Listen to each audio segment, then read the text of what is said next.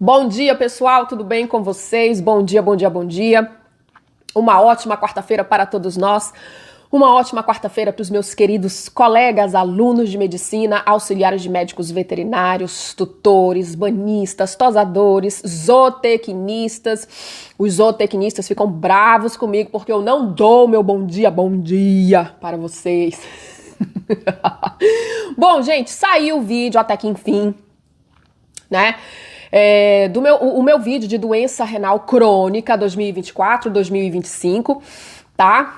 Aqui no canal já tem um vídeo sobre insuficiência renal. Tem a insuficiência renal aguda e a insuficiência renal crônica. Tem as causas, as causas, diagnóstico, tratamento, né? As consequências, tá tudo lá, parte 1 e parte 2. Mas, nesse vídeo de hoje, eu vou focar bastante, lá no outro não tem, nesse aqui vai ter, no metabolismo.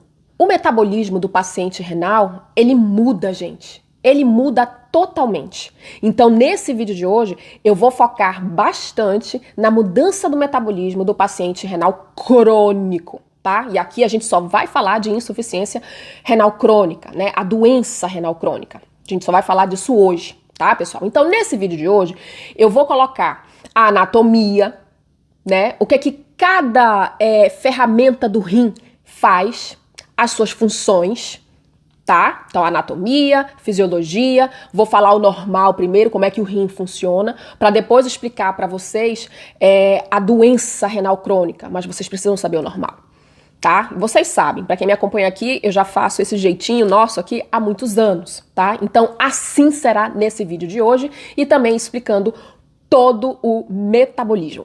E além do metabolismo, eu também vou falar aqui para vocês com relação à azotemia pré-renal, à azotemia renal, à azotemia pós-renal, quais são as suas causas. Vou colocar aqui para vocês também os valores de referência do estadiamento do paciente renal crônico, do exame RPCU, também do SDMA, do RPCU, os valores de referência da pressão arterial. Vou falar sobre as ferramentas para a gente fechar o diagnóstico redondinho, tá? Eu vou colocar tudo aqui para vocês, tá, pessoal? E é claro, nós precisamos de todas essas ferramentas e principalmente do estadiamento para poder o clínico fazer o tratamento assertivo, não só o clínico que tá lá, né, no campo de frente, mas também o nutricionista aqui, né? Até porque ele precisa também saber do estadiamento para poder fazer uma dieta adequada. Tá bom, gente? E aí, vocês estão empolgados?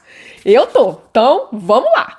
Aqui conseguimos ver o rim por dentro em sua parte cortical, que é a área mais externa do rim, e a parte medular, onde estão as pirâmides renais, que são essas estruturas que parecem um triângulo. Aqui vemos a artéria renal, cujo é um ramo que sai da artéria aorta e que vai se dividindo em outros ramos ou vasos menores para nutrir as pirâmides renais.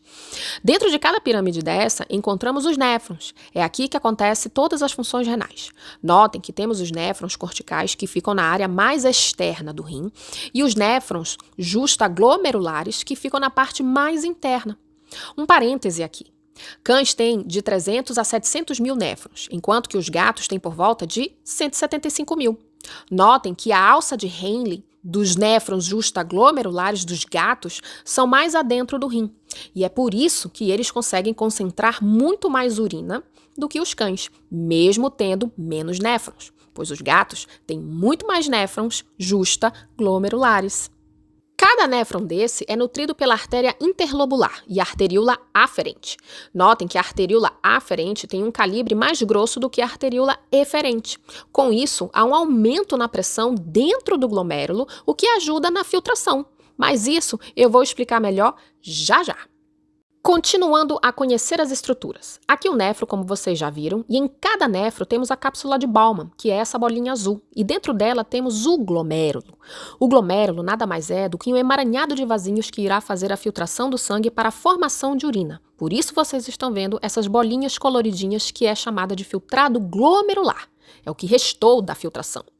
Vendo mais de perto como é o glomérulo por dentro, vocês lembram que eu falei sobre a diferença de calibre das arteríolas aferente e eferente?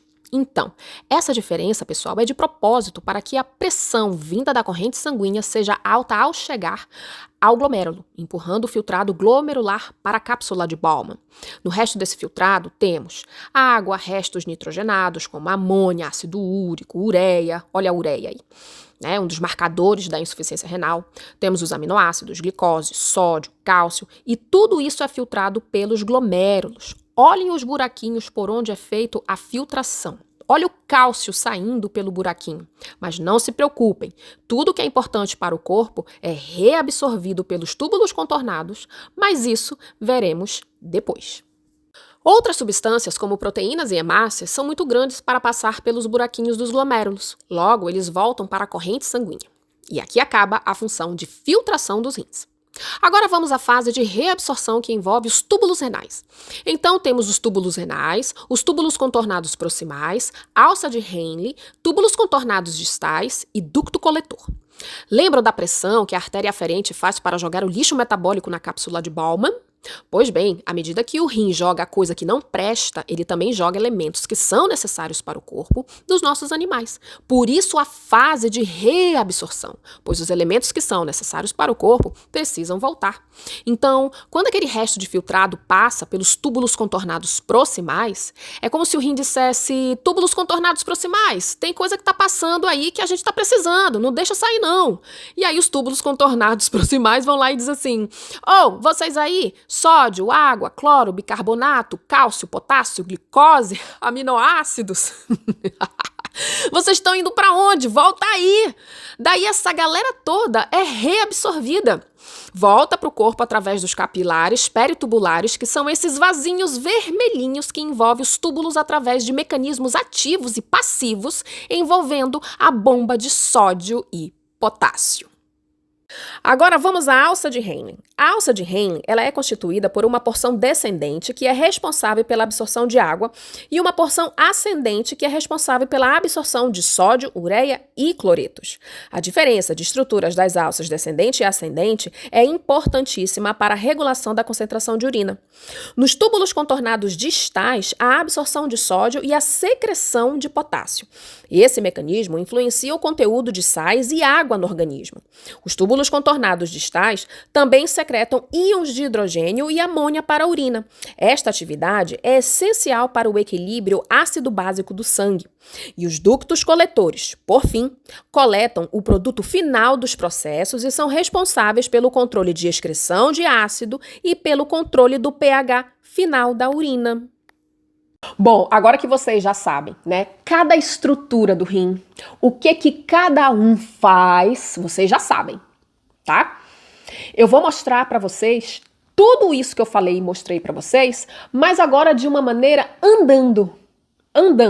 Eu coloquei cada figurinha ali para vocês memorizarem todas as estruturas e as suas funções. Mas agora tudo aquilo que eu mostrei, eu vou falar andando, né, de uma maneira muito mais suave, muito mais com muito mais molejo. Tá bom, gente? E é claro, não dá para me colocar tudo aqui com relação aos detalhes, né, e o metabolismo de cada ferramentinha dessa aqui, porque senão isso aqui vai virar uma faculdade, não dá, né? A gente na faculdade aprende sobre rim ali 1 ano, 2 anos, então eu vou tentar enxugar aqui mais focado na prática clínica mesmo, né, que a gente tem mais rotina ali. Tá bom? Agora vamos ver isso andando. Ah, os rins. O que seria de nós e de nossos pets sem eles? Os rins têm várias funções. Vamos a algumas delas. Filtração de substâncias indesejadas para o organismo, reabsorção de elementos que o corpo precisa, regulação do equilíbrio de água e eletrólitos, regulação da osmolaridade das concentrações de eletrólitos dos líquidos corporais, regulação da pressão arterial pela excreção de sódio e de água, secreção de renina, regulação do equilíbrio ácido-básico pela excreção de ácidos e regulação das reservas de tampões dos líquidos corporais, secreção, metabolismo e excreção de hormônios pela secreção da eritropoietina, que estimula a produção de eritrócitos, produção da forma ativa da vitamina D, excreção de produtos de degradação do metabolismo e de substâncias químicas estranhas, como a ureia, creatinina, ácido úrico, produtos finais da degradação da hemoglobina, como a bilirrubina, e tantas outras funções que os rins têm. Os rins estão conectados a vários vasos como artérias e veias. Esses vasos serão os responsáveis pela nutrição das pirâmides renais. Dentro dessas pirâmides encontramos os néfrons, que é onde acontecem todas as funções metabólicas já citadas anteriormente. Em cada néfron encontra-se glomérulos em um sistema inteiro de túbulos renais. Os glomérulos são uma rede de vasinhos que filtram o sangue e que se encontram dentro da cápsula de Bowman. O sangue, quando chega ao glomérulo pela artéria aferente, será filtrado especificamente pela membrana glomerular, ao qual é constituída por 3 camadas: endotélio, membrana basal e um epitélio de podócitos. É como se fosse a peneira do sangue. Logo, vocês conseguem ver o sangue que chegou no glomérulo passando para a cápsula de Bowman, resultando no filtrado glomerular, formando a urina primária. Logo após todo esse primeiro processo no glomérulo e cápsula de Bowman, o filtrado irá diretamente para os túbulos renais.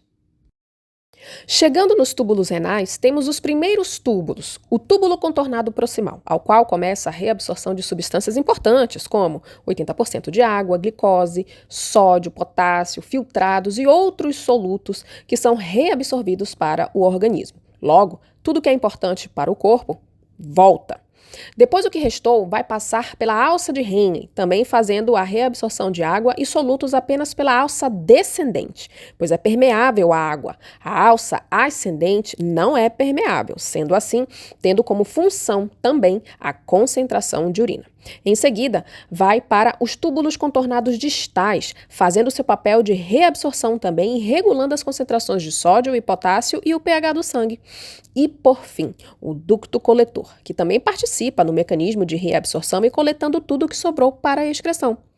É claro que também não podemos esquecer dos capilares peritubulares, que fazem parte da reabsorção de nutrientes necessários e secreção de substâncias tóxicas, inclusive medicações. Bom, vocês viram aí, de forma andando, como que o rim trabalha, né? Um filmezinho muito perfeitinho, cada um fazendo o seu papel, entendeu? Quando o rim está saudável. Agora, quando o rim está doente, tudo isso aqui que eu expliquei para vocês, vou até botar aqui, ele não faz mais nada disso, gente. Simplesmente ele não faz mais. Tá? Então, a taxa de filtração glomerular, vocês viram ali o que o glomérulo faz, né? O glomérulo faz. Ele filtra. Então, um rim doente, ele não consegue mais filtrar. Então, o que deveria sair, né? Compostos nitrogenados, como ureia, creatinina, fosfato, amônia, tudo isso inflama, intoxica o paciente. Então, tudo isso deveria sair, mas num rim doente não sai mais. E o que o rim deveria guardar e devolver para o corpo, ele deixa passar reto. Uma coisa que vocês precisam colocar na cabeça de vocês. O rim, ele vai se ajoelhar para Deus e para o diabo ao mesmo tempo. É isso que a doença renal faz. Ela é injusta, né? Ela se ajoelha para 2 senhores. Porque à medida que ela vai tentando fazer os seus mecanismos compensatórios, quando o próprio rim vê que tem alguma coisa errada com ele, ele tem o seu próprio método de compensação para consertar as coisas, ao mesmo tempo ele vai agravando a doença. Não tá entendendo? Ele agrava a doença mais ainda, ao mesmo tempo que ele tenta consertar o que está errado. Então vocês estão vendo que é injusto. Então, tudo o de lixo metabólico que ele deveria colocar para fora, fica tudo dentro do corpo. Por isso pressão aumenta. Vamos já ver o metabolismo da pressão arterial, né? Não, meu filho, mamãe tá fazendo esse vídeo aqui, né? Vamos respeitar. Então, com relação à pressão, à hipertensão, eu vou já mostrar o metabolismo para vocês, ela fica alta. A gente não sabe ainda o porquê e como, né? Não é muito elucidado o porquê que a doença renal crônica causa ali uma hipertensão. Não é muito elucidado, eu vou colocar aqui para vocês a referência do trabalho, tá? Até os meus professores também falam pra gente, olha, a literatura fala que não é muito bem elucidado o porquê da hipertensão, mas existe, tá? Então eu vou colocar aqui as hipóteses e, claro, o que a gente vê na rotina clínica, os porquês que a gente vê na nossa prática, né, na nossa ciência de observação, na rotina da clínica. Tá, pessoal? Então, vamos fechar aqui a filtração, tá bom? E já vamos falar sobre as causas, tá? Então, mais uma vez, o lixo metabólico que deveria sair não sai e tudo que é de suma importância para o corpo, tudo que é necessário, deveria voltar, reabsorver, ficar, mas passa reto. Vamos às causas. As causas, pessoal, são essas daqui, tá? Pois bate o print aí. Então, em cães e em gatos. São todas essas doenças aqui que são as causas da doença renal crônica. Lembra que aqui a gente só está conversando sobre paciente renal crônico. Então, essas são as causas. Não só essas doenças aqui, mas às vezes quando o animal já está bem velhinho ou está envelhecendo, né, aquela máquina perfeita, que é o néfron, né, vocês viram ali como é que é o néfron, o tanto de coisa que ele faz, ele vai se perdendo, ele vai morrendo por causa da idade também, tá, gente? Então, doença, idade, essas coisas. O néfron, os glomérulos, eles vão morrendo. E à medida que eles vão morrendo, um tecido cicatricial fibroso vai substituir esses néfrons e esses glomérulos. Então, uma vez que esses glomérulos e néfron morrem, não tem mais reversão. É irreversível. É por isso que a gente chama de doença renal crônica, porque todos esses néfrons que morreram, né, que já estavam falhando, foram substituídos, né, e nessa substituição desse tecido nada a ver, né, só para não deixar um buraco ali, ele não faz nada, não tem função nenhuma. Então, não tem reversão, tá? É uma coisa que eu sempre falo aqui para os meus tutores. A insuficiência renal crônica não tem cura, tem controle. E não precisa ser o fim do mundo não, gente, tá? Que eu tenho um paciente renal aqui, ó, tá ótimo. Uma de 16 anos, que eu sempre falo dela por aqui, ou lá no Instagram, né? 16 anos ela tem. Ela quase foi.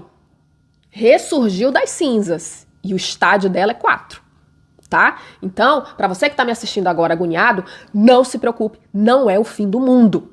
Fisiologia da eritropoietina. Todos nós sabemos que a produção do sangue é feita pela medula óssea, correto? Correto. Só que para que haja a produção da formação dos elementos que compõem o sangue, a gente precisa de um estímulo. E quem dá esse estímulo é a eritropoietina, que é produzida pelos rins. Só que existe um contexto para que ela seja estimulada. O organismo precisa enfrentar uma situação de hipóxia, ou seja, de falta de oxigenação. Quando o corpo percebe isso, a eritropoietina é estimulada a produzir os componentes do sangue, consequentemente aumentando o oxigênio, já que o oxigênio é carreado pelas hemácias. Logo, aumenta-se a produção das mesmas. Então, viram aí, né? A medula óssea, ela pode muito. Ela é o prédio principal, a fábrica principal de produzir glóbulos vermelhos. Pode muito, mas não pode tudo. Ela precisa da eritropoietina. Então, o rim, ele estimula a eritropoietina, ela vai lá na medula óssea, né, fazer o boost para formar glóbulos vermelhos. Mas se o rim tiver doente, ele não consegue estimular a eritropoietina. A eritropoietina não vai lá na medula óssea, logo não produz glóbulos vermelhos, resultado, anemia. Agora vocês estão sabendo por que o paciente renal crônico é anêmico, tá, gente? E quando eu falo, todas essas consequências aqui, não é instantâneo não, tá, gente? De um dia para o outro, tá? A doença renal crônica, ela é lentamente progressiva. Então, esse mecanismo que eu acabei de mostrar para vocês, tá? Ele é devagar. Ele é devagar. Então, vai ter paciente renal que tá com doença renal crônica, mas que não tá anêmico ainda. É porque não chegou a hora. Entendeu? As coisas, principalmente estágio 1 e 2, as coisas estão muito no comecinho. Entendeu? Então, tem paciente que é renal crônico, mas não é anêmico. Tá? Então, geralmente, quando eles são anêmicos, meu Deus, entendeu? Hematócrito ali, 20%. É aí que a gente vê que 75% desses néfrons, glomérulos, já se foi. Tá? Já se foi, já. Tá bom, gente? E uma outra coisa também. É por isso, olha só como é lindo, né? É por isso que a gente faz tratamento com eritropoietina no paciente renal. Né? Ele não é anêmico. O rim não é doente. Não estimula a eritropoietina lá na medula óssea para fabricar glóbulos vermelhos. Então, se não tem, o rim não tá dando conta, então a gente aqui de fora taca eritropoietina para dentro do corpo do animal. Agora, o tratamento com eritropoetina é para qualquer anemia? Não. Muito cuidado quando for, o colega que considera a minha opinião, muito cuidado quando for fazer o tratamento com eritropoetina. Tenha certeza de que a anemia desse paciente é regenerativa. Aí sim você faz o tratamento com eritropoetina. Mas a anemia, né, precisa ser regenerativa. Então eu não preciso colocar eritropoetina para dentro do corpo do paciente se a medula óssea dele tá funcionando. Tá funcionando, gente. Tá? Então deixa quieto isso. Porque se você for fazer eritropoetina na anemia errada, no tempo errado, né? No momento que você for usar real e oficial, quando tiver a necessidade, não vai funcionar. O uso de eritropoetina de maneira indiscriminada para qualquer coisa pode fazer com que o corpo do animal veja a eritropoetina como uma coisa estranha, um invasor. E aí vai criar anticorpos contra a eritropoetina. Aí no dia que você for precisar, real e oficial não vai funcionar. Porque você ficou usando a eritropoetina para qualquer fase, para qualquer coisa. Entendeu? Então o corpo ele pode criar anticorpos para a eritropoetina. Tá bom, gente? Então, eritropoetina, o tratamento deve ser feito na anemia regenerativa, né? Por isso que a gente pede para vocês também, né, o CCR, hematócrito completo, né, e o CCR, que é a contagem, né, corrigida de reticulócitos. Ali a gente vai ver realmente como é que essa medula tá. Tá bom, gente? Ficou claro isso aí? Né? Acredito que sim. Agora vamos, né, ao metabolismo do ferro, né? Então, para formar glóbulos vermelhos, precisamos de medula óssea, eritropoetina e ferro. Metabolismo do ferro na doença renal crônica. 90% do ferro é produzido pelo próprio corpo. 10% vem pela comida. Logo, o ferro ele recircula e se recicla dentro do corpo. Num corpo sadio, quando há algum tipo de inflamação ou um excesso de ferro, há uma liberação de fatores pró-inflamatórios e, consequentemente, a estimulação de hepcidina, que é uma proteína mediadora de ferro que vai fazer com que haja uma diminuição na absorção de ferro pelo intestino. Logo, esse ferro ficará estocado, retido e não indo para a medula óssea para a formação de sangue. Assim que a inflamação do corpo vai embora, não tem mais a estimulação da hepcidina. O intestino volta a absorver o ferro, esse ferro deixa de ser estocado, passa a recircular na corrente sanguínea, vai para a medula óssea e volta a trabalhar normalmente junto com a eritropoetina para formar sangue. No paciente renal, como a inflamação é crônica, sempre vai ter liberação de fatores pró-inflamatórios, a hepcidina sempre vai estar estimulada, sempre haverá diminuição de absorção de ferro, o ferro sempre estará estocado, não vai cair na circulação para chegar até a medula, não vai formar sangue e o resultado, anemia. Mas que fique claro, esse tipo de anemia é anemia da doença inflamatória e não anemia por falta de ferro. Olha só que descoberta, né, gente? A anemia da doença renal crônica, tá? Isso é uma nomenclatura errada, tá? Eu só coloquei aqui para ter um melhor entendimento, tá? Mas aos alunos de medicina, a nomenclatura hoje é a anemia da doença inflamatória, tá? Porque não é só a inflamação da doença renal, né, que causa esse tipo de anemia. Qualquer inflamação do corpo causa anemia, né? Aquela inflamação crônica, né? Como vocês viram ali, como o paciente renal crônico ele é inflamado, ele é intoxicado sistemicamente, essa hepcidina ela sempre tá louca alta. Entendeu? Fazendo com que o ferro se estoque. Ele fica lá guardado em fígado, macrófago, baço. O ferro fica lá. Então, ele não recircula, ele não circula na corrente sanguínea para chegar até a medula óssea para formar glóbulos vermelhos. Porque a hepcidina está sempre alta. Aí eu pergunto para vocês, a anemia da doença renal crônica, para melhor entendimento, mas da doença inflamatória, anemia da doença inflamatória, esse tipo de anemia é por falta de ferro? Vocês viram lá que ferro tem, só não está sendo usado. Eu estou dizendo aqui que não é para usar ferro nunca na galáxia no paciente que é doente renal crônico? Não estou dizendo isso. Eu estou dizendo que a anemia do paciente renal, ou a anemia do paciente que tem alguma condição inflamatória crônica, a anemia dele não é por falta de ferro. Ferro tem, vocês já viram aqui. Não é por falta de ferro. Então não tem pra quê dar ferro. Não tem pra quê. Entendeu? Agora, se o meu paciente renal crônico estiver desaguando em desidratação, porque o paciente renal crônico ele desidrata, né? Com muitos vômitos, diarreia sanguinolenta, anoréxico real e oficial, aí sim eu posso pensar em dar um ferro. Entendeu?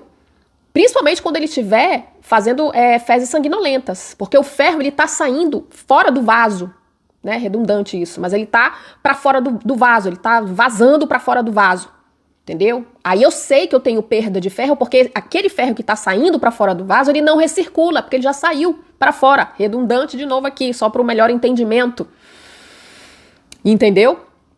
Aí sim eu posso usar ferro. E se quiser dosar o ferro também, para a gente ser mais assertivo, melhor ainda. Melhor ainda. Aí você vai fazer a dosagem de ferro, você vai fazer o exame de capacidade de ligação total de ferritina, entendeu? Aí, beleza. Tá? Mas geralmente, gente, tô falando geralmente, tá? Não precisa, mas pode precisar, tá? Mas que fique muito claro. A anemia da doença inflamatória, doença renal crônica é uma doença inflamatória sistêmica.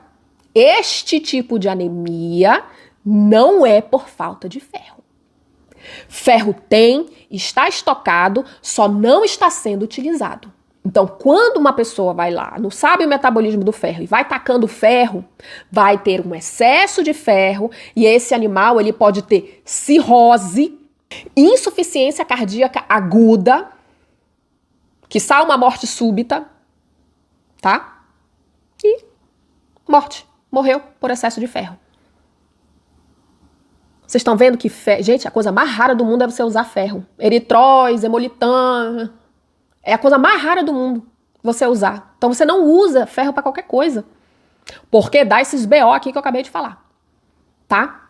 Uma outra coisa que causa anemia no paciente renal crônico, né? Como o rim não está funcionando, está ficando lixo, por exemplo, a ureia é um metabólito, né? Um resto lá que tinha que vazar, não vaza, fica lá dentro do corpo infernizando. Ela também faz com que essas hemácias tenham um tempo de vida menor. Anemia. Vocês estão conseguindo, gente, pegar tudo isso aqui que eu tô falando para vocês? Só pra gente terminar aqui. Essa anemia que o doente renal crônico tem é por causa da inflamação e não por causa da falta de ferro. Pode acontecer do ferro cair, dar uma capengada? Pode.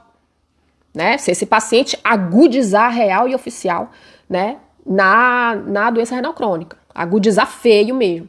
Aí sim. Não está agudizando, as coisas estão indo, né, do esperado, né, do curso da doença mesmo. Então, não tem para que socar o animal de ferro. De novo, a anemia que ele tem é por causa da inflamação. Por isso, a anemia da doença inflamatória. Agora vamos ao metabolismo do hormônio antidiurético, o ADH. Fisiologia do ADH, hormônio antidiurético e a doença renal. O hormônio antidiurético é um hormônio contra a diurese, ou seja, contra a perda de líquido, contra a fazer xixi, por exemplo. Ele é produzido pelo hipotálamo no cérebro e a pituitária, que fica na base do cérebro, tem a função de armazenar e secretar quando preciso. Quando há uma desidratação intensa no corpo, esses nervos, em amarelo, mandam essa mensagem para que a hipófise secrete o hormônio ADH. Secretando o hormônio, ele vai atuar em 2 lugares, rins e vasos sanguíneos. Quando o ADH chega lá nos rins, o hormônio vai fazer com que haja uma reabsorção de água e aí o animal não faz mais xixi. Não fazendo xixi, vai ficando mais líquido dentro do corpo, aumentando o débito cardíaco, aumentando a pressão dos vasos e aumentando a pressão arterial. Daí vocês também já sabem o porquê que o ADH também é chamado de vasopressina, porque atua nos vasos aumentando a pressão arterial pela vasoconstricção. Logo, a desidratação é corrigida. Então, pessoal, vocês viram que aqui o hormônio antidiurético, o ADH, Ele é um hormônio que faz com que você não fique fazendo xixi o tempo inteiro. Ele precisa existir para que você não fique se urinando no meio da rua. Mesma coisa cão e gato, tá? Só que o que acontece? O paciente renal crônico, como ele tem um defeito no rim, os receptores do ADH estão lá nos túbulos renais. Então ele não consegue receber esse hormônio bem. Ele fica assim: quem é você? Nunca vi você na minha vida, querido. Tipo isso, não conhece mais. Né? Então ele fica com defeito. Então, aquela água toda, ela passa. Uma cachoeira. Ela vai passando água, sódio, potássio, cloro, né? Vai passando tudo. É por isso que a gente pede eletrólitos, para ver o quanto que a gente está perdendo, né? Desses minerais, desses eletrólitos aí. E essa poliúria, ou seja, esse fazer muito xixi, o corpo tenta compensar fazendo com que o animal beba muita água. Por isso que o paciente renal, quais são os sinais clínicos dele? Bebe muita água, faz muito xixi. Então ele desidrata muito, né? Porque o que tinha que voltar não está voltando, porque os receptores do ADH nos túbulos renais não estão funcionando. Então o que era para voltar não está voltando. Então está passando muita água. Ele não reabsorve mais. Então está passando muita água. Com isso, a pressão cai. E um método que o corpo tem de dizer, cara, conserta, faz alguma coisa, né? É o quê? Fazendo o animal bebendo muita água. E isso é muito importante para os alunos de medicina, tá? A poliúria, ela sempre vem em primeiro lugar do que a polidipsia. Ou seja, o fazer muito xixi vem em primeiro lugar, tá? Vem em primeiro lugar. A polidipsia, ela é secundária, ela é compensatória. Tudo para que a pressão arterial aumente, porque esse animal está desidratando.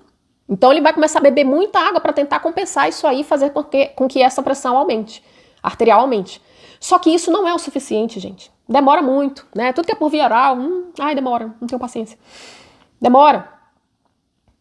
É aí que entra um mecanismo de compensação muito mais potente, tá? Que é o sistema renina-angiotensina-aldosterona.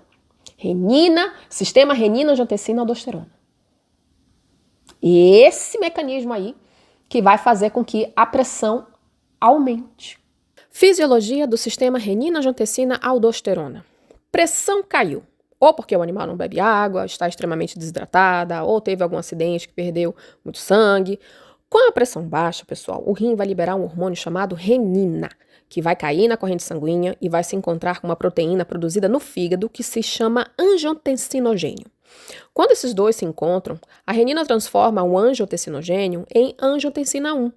Só que a angiotensina 1 não é forte o bastante para fazer a vasoconstricção, para aumentar a pressão. Logo, essa angiotensina 1 vai viajar até os pulmões e vai se encontrar com uma enzima chamada de ECA, enzima conversora de angiotensina. Daí, a angiotensina 1 vai se transformar em angiotensina 2, que vai fazer uma vasoconstricção muito mais potente, aumentando a pressão arterial através da retenção de sódio e água. A angiotensina 2 também viaja para as glândulas adrenais e vai estimular a produção de um outro hormônio chamado aldosterona, que vai viajar lá para o rim para reter sódio e água. Com isso, a pressão arterial acaba aumentando e corrigindo a pressão baixa. Bom, então vocês acabaram de ver como é que é esse outro sistema de compensação, muito mais potente, muito mais profundo, né? Muito mais interno, para poder fazer com que essa pressão arterial aumente, né, gente? Ficar só ali no beber água não dá, né? Então, esse sistema renina-angiotensina-aldosterona, vocês viram a viagem, né? Que é para poder manter essa pressão arterial ali, entendeu? Dentro da normalidade, tá, pessoal? Então, assim, aqui eu tô colocando para vocês o que a literatura fala pra gente. Não é muito bem elucidado porque que a insuficiência renal crônica causa a hipertensão, né? A literatura nos fala isso, então a gente pega e fala para vocês também. Mas, pelo que a gente vê, Se a gente vê que tem um paciente que está desidratando muito, como eu já falei, desidrata muito, não come nada, tá anoréxico, perdendo peso, real e oficial, vômito, diarreia, tem 2 perdas aí, perdendo aminoácido, eletrólito, de maneira crônica. Lembra que o paciente renal crônico é crônico. Então, se ele está tendo essas perdas cronicamente, então esse sistema ele vai ficar sendo ativado cronicamente também. Tudo para manter a pressão, para não deixar cair, tá? Então, esse sistema renina-angiotensina-aldosterona é ativado cronicamente e tudo que compõe, né, aquele sistema simpático também, que compõe fazer aumentar a pressão através de vasoconstricção. Através de vasoconstricção. Por isso que o paciente renal tem pressão alta. Porque o corpo fica tentando compensar ali, para que não haja pressão baixa, que todos os vasos do corpo do animal ficam assim, ó, piquititico, para poder a pressão aumentar, para não deixar, né, o animal desmaiar. Entendeu? Então vocês estão vendo aqui toda a historinha do que provavelmente acontece. Tá aqui, ó. Provavelmente, vários fatores em combinação levam ao desenvolvimento de uma hipertensão sistêmica secundária à insuficiência renal. Ativação do sistema renina, já falei, entendeu? Aumento dos níveis séricos de epinefrina e norepinefrina, então vem aí o sistema simpático para dar, né, um help. Aumento da resposta vascular da norepinefrina, né? Aumento do débito cardíaco, vasopressina, bababá, entendeu? Então vocês viram ali que o ADH ele também é chamado, né, de hormônio de vasopressina, para poder fazer, ó, a vasoconstricção, para poder manter a pressão ali, não deixar cair. E tudo isso, pessoal, é de maneira constante, crônica. Por isso que a gente pede para vocês, falem com os médicos de vocês para aferir a pressão arterial do paciente. Um outro mecanismo de compensação que acontece para tentar manter a pressão, né, deixando essa pressão alta, já que o paciente renal, ele basicamente ele tem pressão baixa, porque vive desidratando, não tem apetite, tudo aquilo aí que eu já falei, né? Então, o outro mecanismo de compensação para deixar essa pressão aumentada é a própria morte dos glomérulos, a própria morte deles. Então, por exemplo, os glomérulos que morreram passam a ser substituídos por aquele tecido fibrótico, nada a ver, que não tem função nenhuma, né? Só que tem a galera, né, os néfrons, que ficaram vivos. Eles estão ali olhando. Caraca, depois sou eu isso aí. Depois sou eu. Então, os que ficam vivos, os néfrons que ficam vivos, eles fazem com que a artéria eferente hipertrofia. Vocês lembram que a artéria aferente, ela já tem um calibre meio grande, né? Justamente de propósito para ter pressão para chegar no glomérulo para filtrar. E depois voltar o sangue limpo, né? Já limpou ali, filtrou. E voltar o sangue limpo pela artéria eferente. Esse é o normal. Vocês viram lá? Vou botar aqui. Né? A artéria aferente ela é maiorzinha e a eferente ela é menorzinha, né? Que a pressão é de propósito. Só que no paciente renal crônico não vai ter só a artéria aferente desse tamanhão. A artéria eferente também vai ficar desse tamanhão. Tu tá entendendo? Vai ficar ali hipertrofiada. Só ler. Ela também vai ficar hipertrofiada. E isso não é bom, gente. Por quê? Porque ao mesmo tempo que esse rim está tentando aumentar a pressão, deixar alta para que ela não caia, porque o paciente renal desidrata muito, ao mesmo tempo ele está fazendo com que não chegue sangue ao glomérulo para ele trabalhar.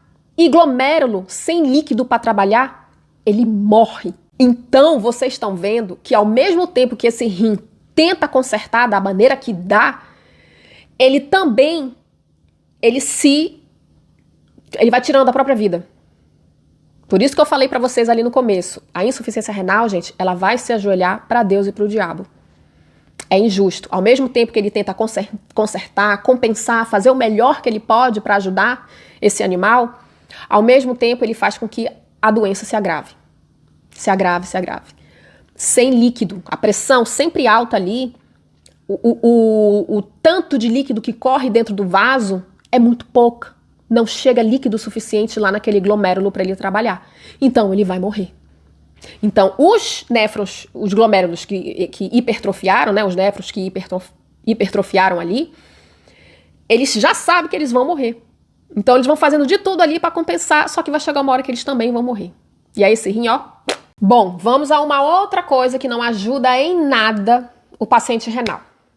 É a consequência que esse sistema renina-angiotensina-aldosterona, né, e todos aqueles mecanismos ali para deixar a pressão sempre alta para que não caia, é a proteinúria. Vocês sabem que o paciente renal ele não consegue mais filtrar, né? Ele não consegue mais filtrar, ele não consegue mais reabsorver, né? Então, o que acontece? A proteína, por isso que a gente pede urinálise para ver se sai proteína na urina, é por isso que a gente pede RPCU para ver se esse paciente é proteinúrico verdadeiro, tá? A proteína, quando vai passar ali pelo glomérulo, ela sai rasgando. Por quê? Porque o glomérulo não filtra mais.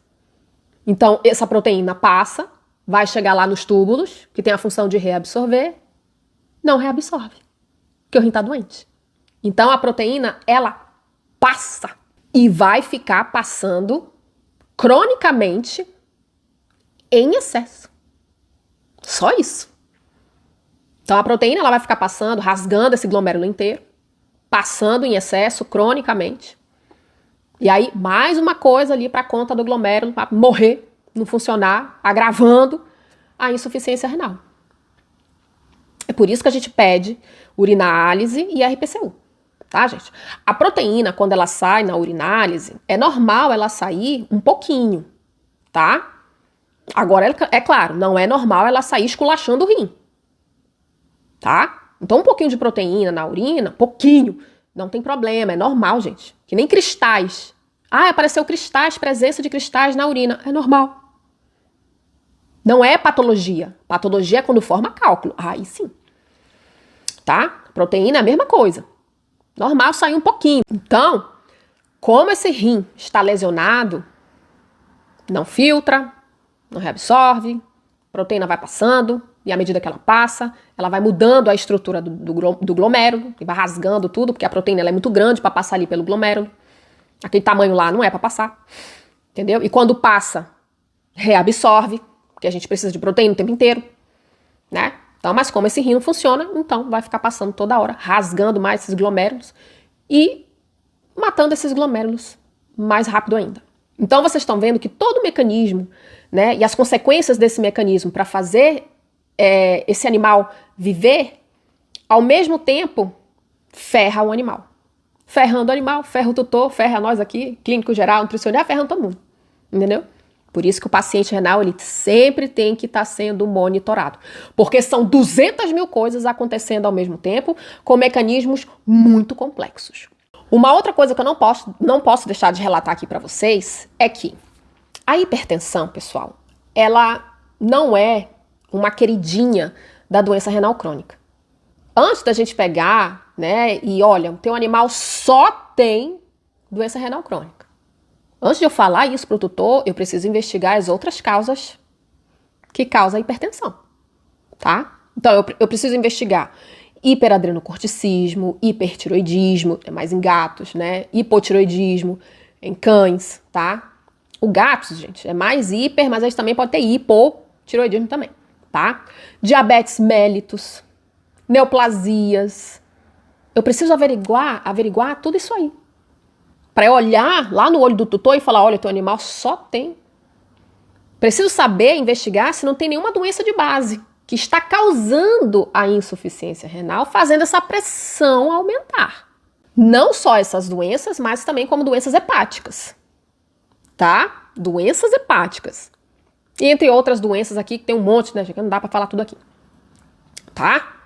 Então, investigar a doença de base para você falar bonitinho, de maneira assertiva, o que real e oficial está acontecendo com o paciente, tá? Não quer dizer que tem uma coisa, aí não quer dizer que não tem outras, né? Tem uma coisa ali, aí não tem outra, não. Às vezes ele tá com um monte de doença diferente, que é o que eu pego aqui. Às vezes eu pego paciente, né, com mais 5 doenças diferentes, né? Deus me ajude a fazer o cardápio desses bonitos aí. Né? Às vezes são 5 doenças diferentes que ele tem, que o paciente tem, tá? Então, que isso fique bem claro. Vamos investigar outras causas aí também. Tá bom, pessoal? Bom, agora vamos ver o metabolismo do cálcio. Por quê? Porque o paciente renal crônico, gente, geralmente ele tem uma calcemia, geralmente. A vitamina D ingerida da alimentação é transportada para o fígado e lá ela se transforma em calcidiol. Esse calcidiol vai seguir para os rins, aonde lá ele se transformará em calcitriol, ou a vitamina D ativada. Esse calcitriol vai para os túbulos contornados distais, fazendo com que haja a reabsorção de cálcio, aumentando os níveis de cálcio no sangue. E lá no rim também tem uma enzima que se chama a 1-alfa-hidroxilase, que sempre está regulando o calcitriol para que ele não seja produzido em excesso. Então, já que os rins estimulam o aumento de cálcio no sangue através da forma mais purificada da vitamina D, que é o calcitriol, e os rins da minha paciente Valentina não funcionam muito bem mais, o cálcio baixo dela é justificado por causa da insuficiência renal dela, pois o seu rim não produz mais o calcitriol. E também, pessoal, como o rim não funciona, não consegue reabsorver o cálcio. E aí esse cálcio se perde na urina, causando uma calciúria, tá? A Valentina, ela não tem essa perda de cálcio através da urina, tá? Mas isso aqui eu tô falando só para vocês saberem. Uma outra coisa, pessoal, o calcitriol também atua no intestino, fazendo com que haja a absorção de cálcio para as outras funções que ele tem no corpo. Então, se o intestino estiver ruim com alguma doença inflamatória intestinal ou diarreias crônicas violentas, esse cálcio também vai se perder, tá? Ele vai ficar baixo também. Não é o caso da Valentina, mas é só para vocês saberem que um intestino doente não consegue fazer a absorção de nutrientes e de minerais, como o cálcio também. E, para finalizar, se o fígado tiver ruim mesmo, sabe? Aquela insuficiência hepática muito grave, severa, aquela cirrose, né? Muito ruim mesmo, a conversão da vitamina D também fica comprometida. Lembrem-se que, para que haja o cálcio no sangue, precisamos da vitamina D na forma ativa, que é o calcitriol. Só que para ele se transformar em calcitriol, a vitamina D da alimentação precisa passar pelo fígado primeiro para se transformar em calcidiol, tá? Então, se eu tenho um problema no fígado, a conversão da vitamina D fica comprometida, não havendo os níveis de cálcio adequados no sangue, tá bom, pessoal? Bom, vocês viram aí o metabolismo do cálcio. Então, para a gente ter produção de cálcio dentro do corpo, a gente precisa do rim. Vocês sabiam disso, que a gente precisa do rim? Pois é. Então, se não tem rim para transformar esse calcidiol em calcitriol, né, para fazer a produção ali da forma mais purificada da vitamina D, para formar o cálcio, não tem cálcio, tá? É por isso que geralmente o paciente que é doente renal crônico, ele tem um cálcio baixo, tá? E também, gente, esse cálcio, né, dependendo da fase que tiver, ele sai pela urina também. Então, ó, perdendo cálcio. Nem forma, porque o rim tá ruim, nem forma cálcio. E dependendo da fase, quando ele tá aindazinho lá tentando formar alguma coisa, aí também não... Porque o fósforo inibe a enzima alfa-1-hidroxilase. Tudo para ajudar. E por que que o fósforo, ele inibe essa enzima que regula a produção de cálcio ali? Por que que ele inibe essa enzima? Porque ele tá em grandes quantidades no sangue. Porque o rim não consegue excretar fósforo. É por isso que o paciente renal ele tem uma hipocalcemia com uma hiperfosfatemia. Entendeu? Fósforo não tem que ficar. Ele tem que sair bonitinho para não ter uma hiperfosfatemia. Já mexendo com outro metabolismo que também não é maneiro para o paciente renal. Esse fósforo alto desse jeito. Entendeu? Então, vocês já entenderam por que o paciente tem cálcio baixo e fósforo alto. Né? Cálcio baixo, porque o rim está ruim, não consegue transformar o cálcio ali, né? Fazer as suas transformações para ser absorvido pelo intestino. E porque o fósforo aumentado é porque o rim ele não consegue excretar esse fósforo. Ele não excreta mais. Vamos ao último mecanismo do vídeo, hiperparatiroidismo secundário renal. Como o rim está doente e as quantidades de cálcio no sangue estão baixas, o corpo tenta aumentar esse cálcio por outro mecanismo que envolve as glândulas paratireoides. São 4 glândulas pequenas que ficam atrás da glândula tireoide. Elas também têm a função de regular o cálcio no corpo. Então, essas pequenas glândulas vão liberar um hormônio que se chama paratormônio, e ele vai fazer a retirada de cálcio do osso para o sangue. Logo, fica menos cálcio no osso e mais cálcio no sangue. Isso num animal saudável se regula, e esse mecanismo compensatório não precisa mais. Mas como a gente está falando de um animal que tem doença renal crônica, então esse mecanismo compensatório também se torna crônico. Logo, o paciente renal crônico também pode ter hipercalcemia. Com essa retirada crônica de cálcio do osso para o sangue, esse osso vai começar a ficar sem cálcio. Logo, vai ficando fraco e o paciente tem um quadro chamado de osteodistrofia fibrótica. Esse osso começa a ficar igual uma borracha. E o primeiro lugar que isso acontece é na mandíbula. Daí a famosa expressão mandíbula de borracha. Mas isso acontece mais em pacientes jovens que têm doença renal crônica congênita. E também não posso deixar de lembrar a vocês que o paratormônio é considerado uma toxina urêmica. Ele também leva à supressão da medula óssea, não havendo a produção de glóbulos vermelhos. E, de novo, o paratormônio, por ser uma toxina urêmica, ele pode causar uma encefalopatia urêmica. Por isso também os sinais neurológicos. E, claro, pela própria doença renal, que não se livra do lixo metabólico tóxico. E aí, pessoal? Estão cansados já? Acredito, vocês me pediram tanto, já estão cansando? Então peguem aí mais uma rodada de pipoca aí, tá? Porque insuficiência renal crônica, o assunto é grande, é complexo, vocês estão vendo aqui, tá? Então, pessoal, com relação ao hiperparatireoidismo secundário renal, de 15 a 20% desses néfrons que ainda estão vivos, funcionais, eles vão tentando segurar, né, tentando compensar essa queda de cálcio desse jeito que vocês acabaram de ver aí no mecanismo, entendeu? Vai tirando, né, cálcio do osso, botando para dentro do sangue, para não ficar faltando cálcio, gente, né? E para esse fósforo vazar, né, diminuir suas quantidades, né? Então, por isso que o cálcio ele tem que aumentar, tá? Então, esse é o mecanismo que o corpo tenta fazer para equilibrar essa hipocalcemia aí. É por isso também, gente, que a gente pede exame de dosagem de vitamina D3, cálcio iônico, fósforo, cálcio total, né? Os médicos de vocês sempre estão pedindo. O nefrologista, o clínico geral que está cuidando de um paciente renal, ele sempre vai pedir dosagem disso aí para saber, né? Em que pé tá isso aí. Porque a gente fica com esse medinho, né, do hiperparatireoidismo secundário renal. Tá bom, pessoal? E aí, se, dependendo da fase que o animal estiver, a gente suplementa, né, com vitamina D3, com calcitriol, né? Mas os guidelines, né, de insuficiência renal crônica, eles foram muito claros que no estágio 3 e 4 do paciente renal, a gente não precisa, foi retirado, né, essa orientação de suplementar no estágio 3 e 4 o paciente renal com calcitriol, tá? Foi retirado, né? No estágio 1 e 2, ninguém falou nada, né? E às vezes fica abaixo, então a gente suplementa, tá? Eu tenho um paciente, um gatinho, que ele tem doença renal crônica e a vitamina D dele, né, até onde eu peguei, tava baixa, né, e eu suplementei. E olha que ele tá no estágio 2, né, a vitamina D3 dele deu baixa, então eu peguei e suplementei, ele tá lindo, ele tá ótimo, tá, gente? O comum, no geral, o paciente que é renal no estágio 1 e 2, ele não tem baixa de cálcio, aumento de cálcio, ele não tem, o fósforo tá lindo, né? O fósforo não tá nem explodindo gigantescamente, entendeu? Estágio 1 e 2 tá tudo lindo, mas 2 e 2 não é 4.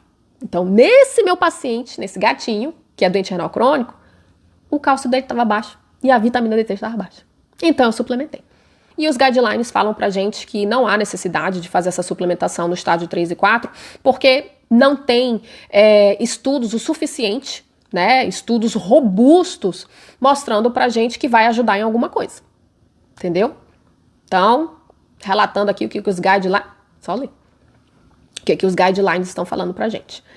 Tá bom, pessoal? Agora vamos ao final do vídeo, tá? Eu vou falar aqui pra vocês com relação às azotemias. Todo paciente renal, pessoal, quando ele já tá azotêmico, 75% desses néfrons já estão perdidos, tá? E o que é azotemia? É um aumento de ureia e creatinina. É o aumento de ureia e creatinina no sangue, tá? Isso é azotemia. Só que é o seguinte, gente, existem 3 tipos de azotemia. A azotemia pré-renal, a renal e a pós-renal. A azotemia pré-renal são coisas que vêm antes do rim, causas que vêm antes do rim, como hipovolemia, desidratação, algum problema cardíaco, né, como insuficiência cardíaca congestiva. Tudo isso faz com que o líquido do corpo inteiro não chegue ao glomérulo. Glomérulo não funciona sem líquido. Logo, ureia e creatinina vai aumentar. Quer dizer que o paciente é renal? Não. Só quer dizer que ele está desidratado, hipovolêmico ou ele tem algum probleminha cardíaco aí. Então, tem que investigar direitinho para não ficar desesperando o tutor para nada. A troco de nada, de uma maneira desnecessária. Algumas doenças endócrinas também faz com que o paciente desidrate, causando uma azotemia pré-renal, né? Doenças que causam hipotensão, azotemia pré-renal. Então já não vai tacando doença renal crônica, que é o que eu vejo aqui. Doutor, o meu cachorro tá com doença renal crônica. Não, peraí. Fez exame, fez isso, fez aquilo, blá, blá, blá, blá, blá. Não tem nada disso. Aí quando eu fui averiguar, o animal só tava desidratado. Só isso. O rim tá lindo. Lindo. Tá? Azotemia renal. O problema está no rim. O glomérulo está morrendo. Aí eu falo pro tutor, olha, tem DCR. E azotemia pós-renal, causas são obstrução. É uma coisa que vem depois do rim, lá para baixo. Entendeu? É depois do rim. Então, obstruções uretrais, né? Obstrução ali, cálculo na bexiga, entendeu? Ou até mesmo uma ruptura, rompeu ali, então aquela urina tá tudo ali no abdômen, entendeu? Isso são azotemias, né? São causas de azotemia pós-renal, obstruções ou rupturas, tá? Então, antes da gente pegar e dizer pro tutor, olha, ele tem uma azotemia que é de origem renal, o que você tem que fazer? Você tem que fazer hemograma completo, perfil bioquímico, né? O lipídico, o hepático, urinálise, ultrassonografia, RPCU. Os que gostam do SDMA, faz o SDMA, dosagem de eletrólitos e aferição da pressão arterial. Olha um monte de coisa que eu falei aqui para vocês, que é assim que se fecha o diagnóstico de doença renal crônica. Não é só um exame, gente. Um ali que eu pedi em 1980, né? Para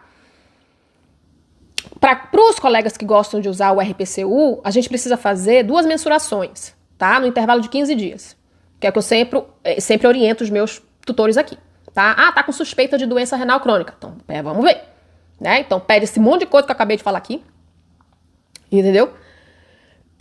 E fazendo as 2 mensurações, 2 ou 3 melhor ainda, tá? De RPCU, e também eu peço para fazer ureia, creatinina, né? Que são os 3 pilares aí, né?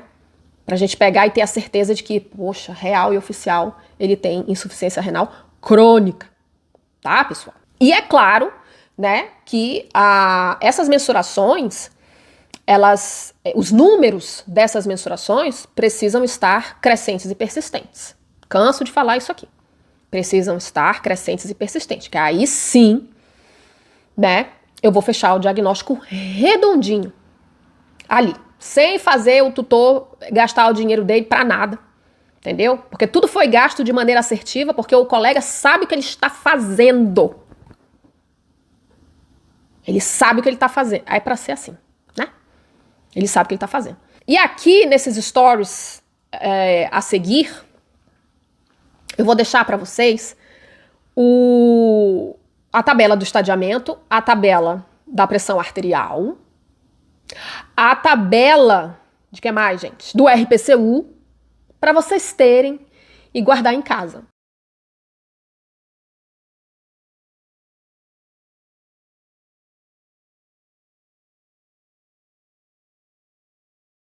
Lembrando mais uma vez que todas essas ferramentas para que se feche o diagnóstico de doença renal crônica sempre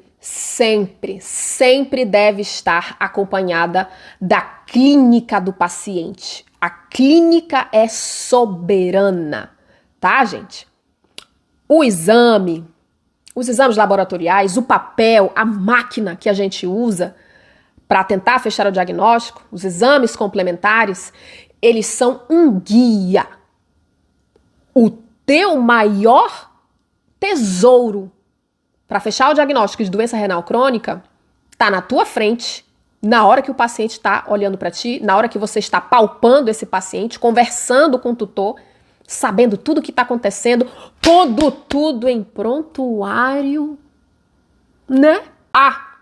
E para não esquecer, a saúde do paciente renal, a saúde do paciente começa pela alimentação. Começa pela boca. O que vai na boca? Alimento, né? Então, a saúde do paciente renal não começa no clopidogrel, telmisartana, eritropoietina, omeprazol. Não começa ali não, gente. Começa pela alimentação.